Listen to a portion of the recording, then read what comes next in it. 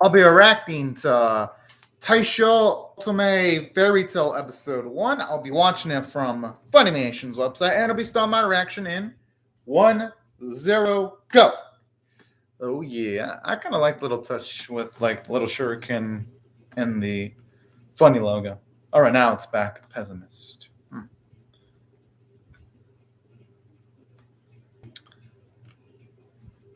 That's a damn good way of describing one. Aww. I do hope eventually, though, our Pota can become a bit more of an optimist. Oh. Oh. No. Aww. Oh.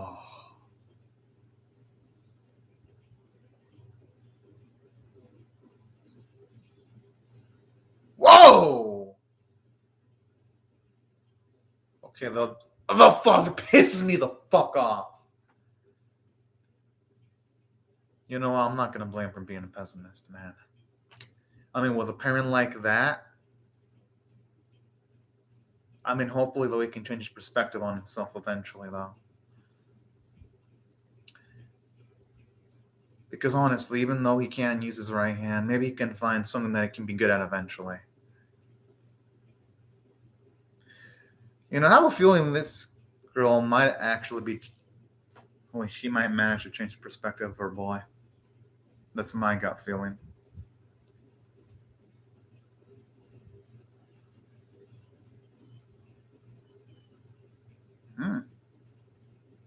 I will not be surprised if this. Yeah, I wouldn't be surprised if this girl ends up being an optimist, especially with the song she's singing, with the whole verse of "A Hope Aglow." Sounds.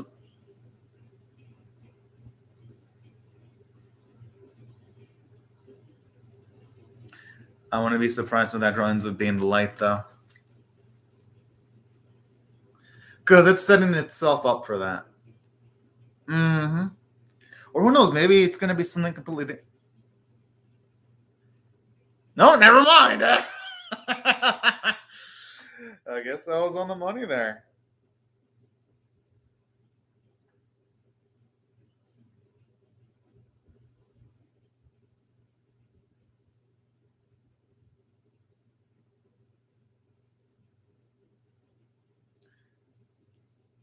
I wonder why Yuzuki is calling Tamiko Sama, though.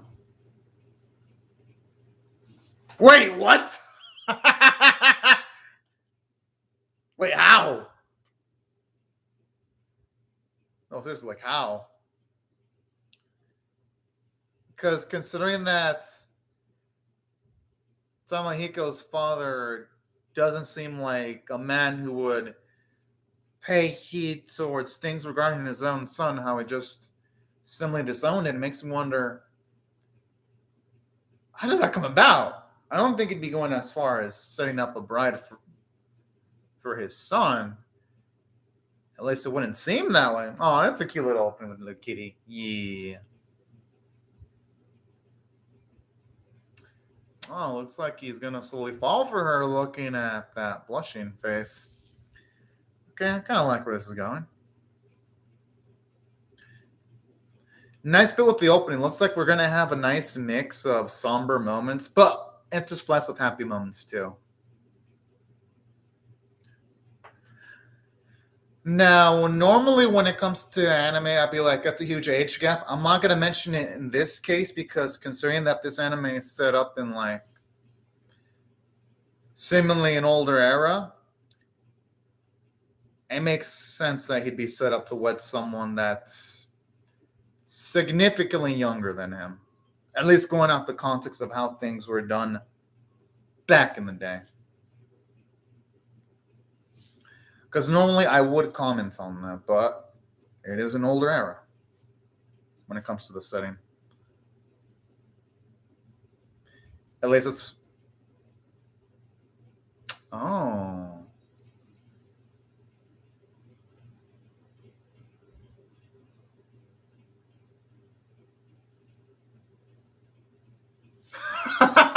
Whoa! I mean, at least he did that, but still, that's kind of fucked up, though. The way his father said that.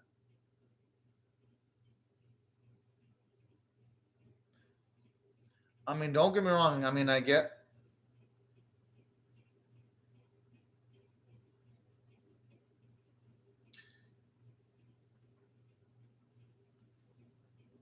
Hey, I'm not gonna blame him for not being completely optimistic about the whole thing, though.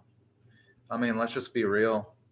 This girl's showing up because she's set to wed our boy, most likely from his perspective, due to financial reasons and not because she legitimately loves him. So I can see why he's not going to be thrashing with a lot of positive energy right now.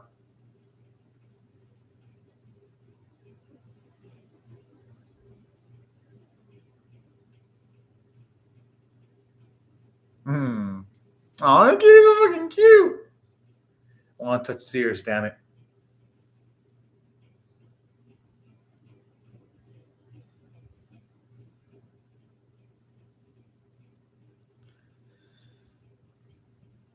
Oh, yeah, I mean, he has to at least let her do that because she did come all the way. Whoa!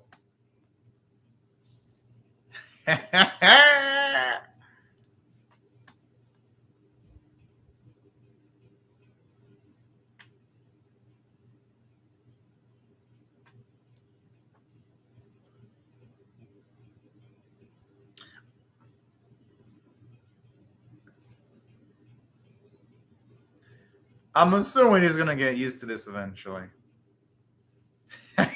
Damn! She's a super soldier with the amount of speed she's doing everything. What? Does she stronger than she looks? That thing is like 4, 5, 6 times her size. I don't think he needs that much. Yeah, probably half of that would have been enough to fill up Tommy.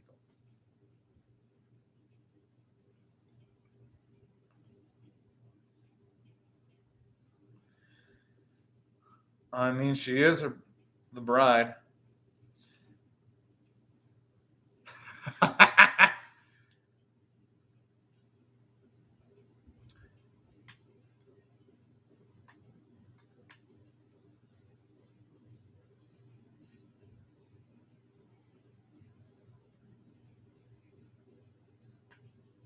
What? Oh.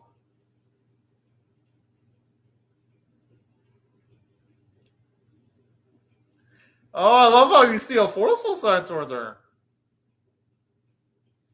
That's cute.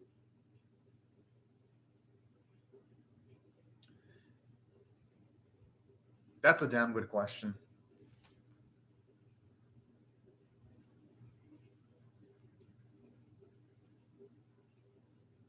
Hmm.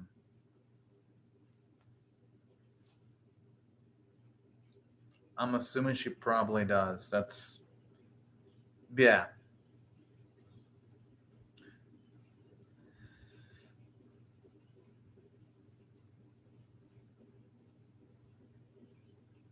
I'm assuming one of them is her concern for Tamahiko.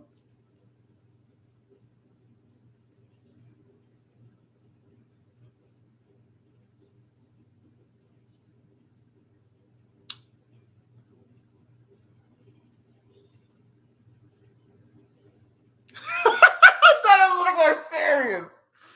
Oh my. Hey, it really looks great the way it is.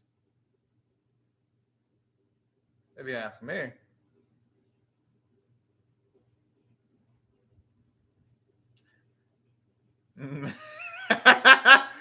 Hopefully she doesn't think he's making fun of her. Yeah. Oh, that's cute.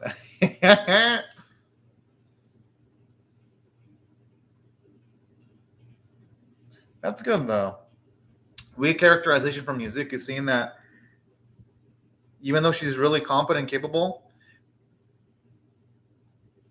there are some things where she has doubts about herself.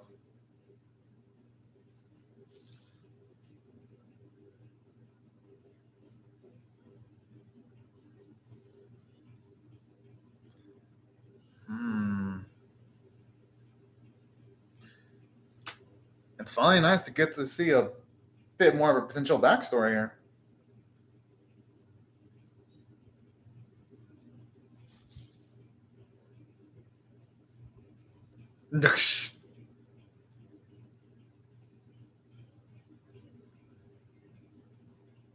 I like how she's being over dramatic about Otone for a sin. That's cute.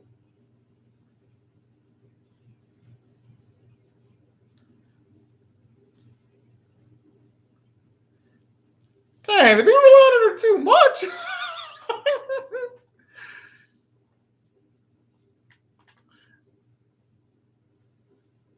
Yeah, she would actually make a great mother. With she can cook, she's capable of knitting clothing, she's strong.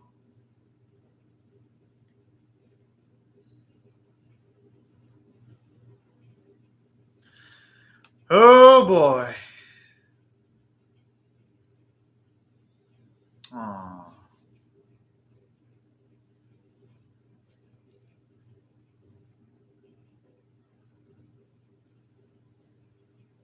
Makes sense.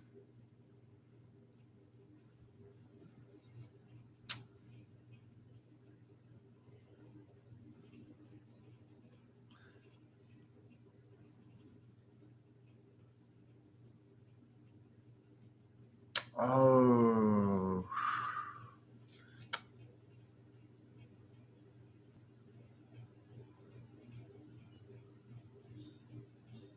Wow.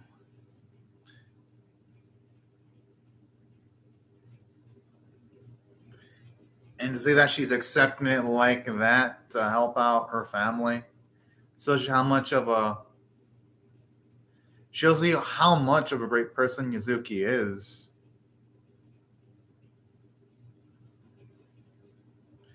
I like this. It actually gives the episode a lot more emotional weight.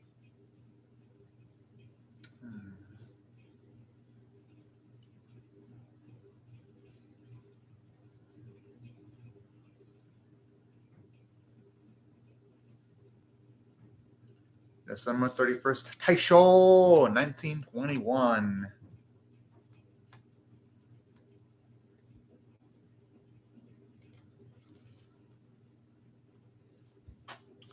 I just optimistic this son of a day ends up a lot more positive.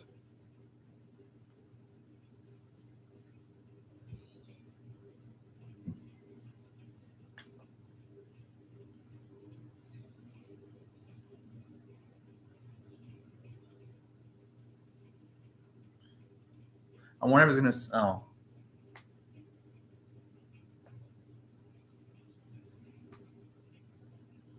and just he doesn't. No, there's no way he'd be considering doing anything crazy to himself at this point.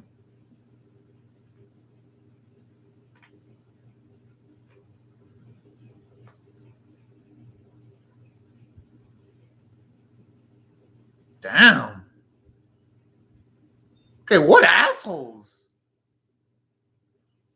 Well, okay, that kid can go fuck off for saying that.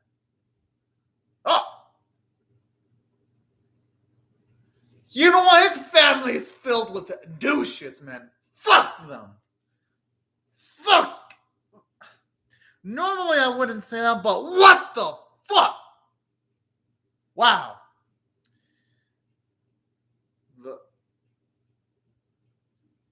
If the series is ever going to try to redeem, oh boy, this series would have to do a lot if they were to ever want to redeem his fellow members. Holy fuck.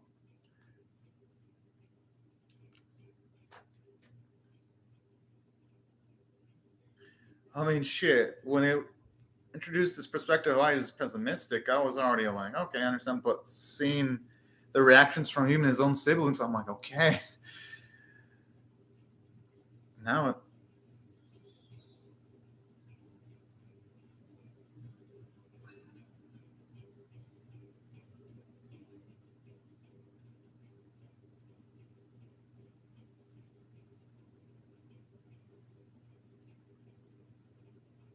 you know, I wouldn't blame him for saying that. I mean, with his whole family abandoning him when he needs it, when when he needed him the most.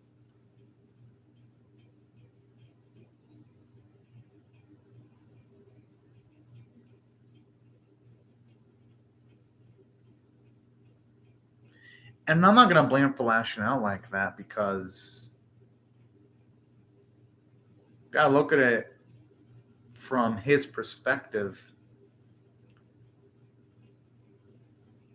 At least all his life, he's known his family who are people that just look at things from a materialistic standpoint and they look towards things of status. I could see why he'd assume everyone in the planet is materialistic to a certain extent.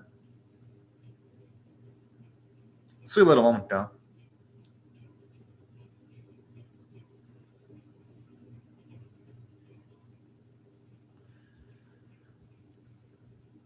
Oh, there's actually some nice character development for Yuzuki. She's opening herself up a bit more now.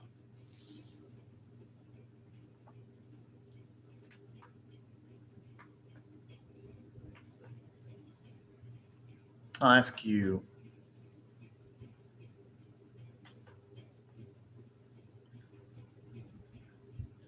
I wonder if the song that his mother sang to him. Yeah, I had a feeling. Because he wouldn't have reacted that way unless someone would have sang that song to him in the past. That's why I had a feeling that was the case.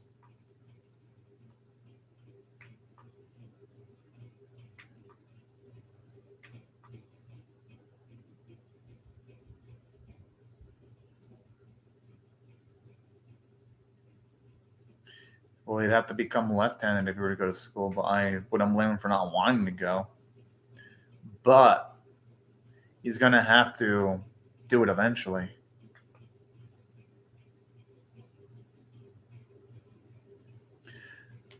Because I think he owes it to himself to try to give life another shot.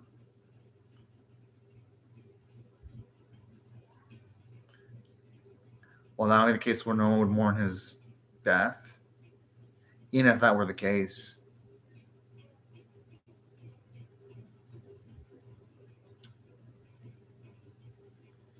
I still think he owes it to himself and maybe even his mother too, to just give life another shot.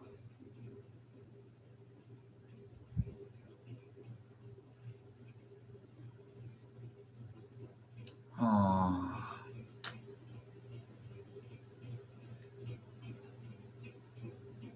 Oh, that doesn't even sound like a lot of money at all.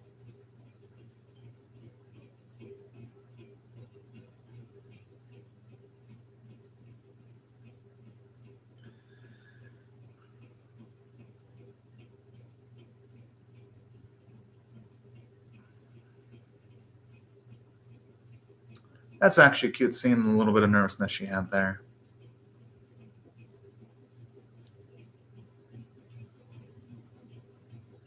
Okay, you know what? I guess it makes sense why. It actually does make sense why she'd fall for him. To an extent, anyway.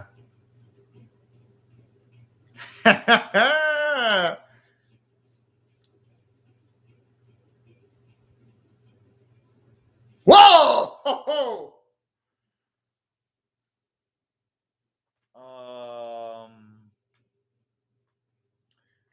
Would he be emotional ready for that? I love how I hear like the gong.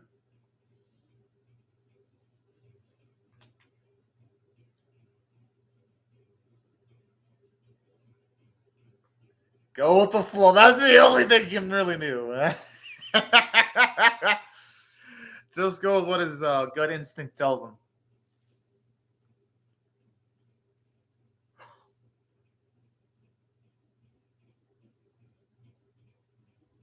I don't think it's all right. You know, that's good though, because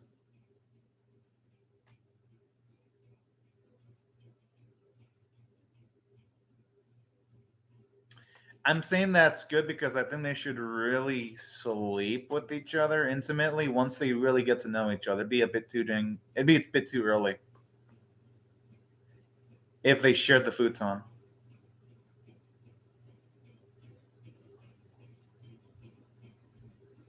All right, good. At least they're setting the boundaries there.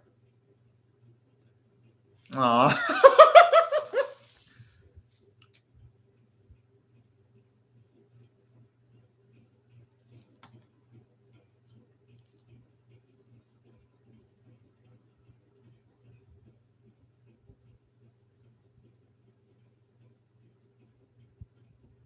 Hmm. Okay, at least her emphasizes that she doesn't love Tamahiko yet. I mean, she obviously does cherish him, but it's not to that point yet. I like how they at least emphasize that in that bit in the episode.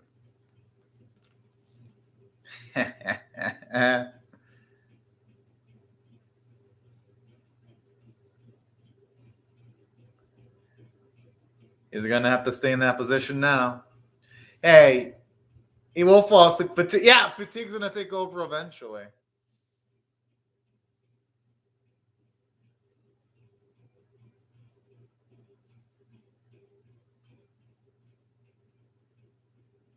Even though there's some decorations on the outside too. Those look cute. I'm sure it will be that. The stuff she cooks looks freaking delicious.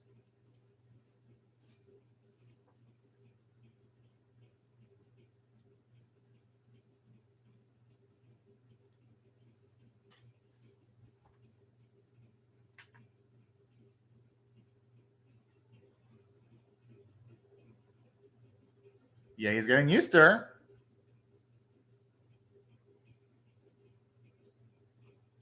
Aww.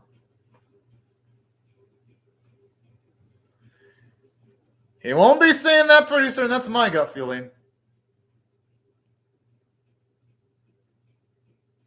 I think he might fall in love with her eventually, though. Because you know what they do say. Sometimes, it doesn't happen in all cases, but sometimes when you get to spend a lot of time with each other, there is a chance you might fall in love with them if it's a lot of time, especially in close proximity. So, can't wait for that. Can't wait to see where that goes.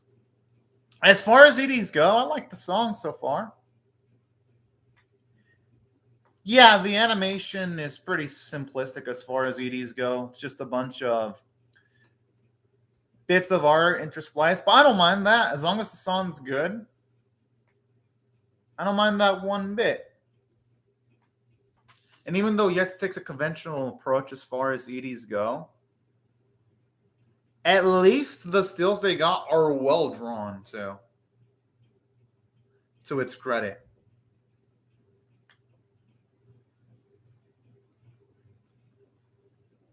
Speaking of which, I can't wait to see those kid characters because usually in these type of animes, usually introduce kid characters as like comedic relief or to bust the chops of main characters. So I cannot wait to see how they're going to be interspliced in the narrative.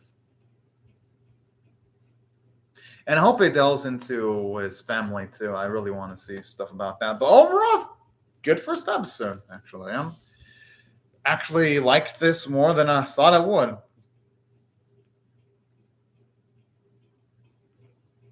Whoa, Raj is getting bold. Oh, sweet. We're going to see more of his backstory.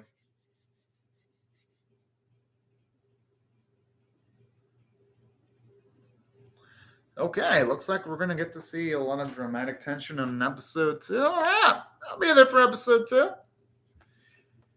Okay, if I had to rate this on a scale of 1 to 10, with 1 being abysmal, 5 being average, and 10 being exceptional, I'll give it a 6 out of 10 for above average. I'd say the only thing I could say felt a little bit too quick was Yuzuki already cherishing Tamahiko. I just felt like it was a little bit too quick. I would have loved to have seen our girl a little bit more hesitant in the first episode. Don't get me wrong. They did a good job of explaining the rationale as to why she's doing this, her motive for becoming the bride of Tamahiko and all that. That's all understandable.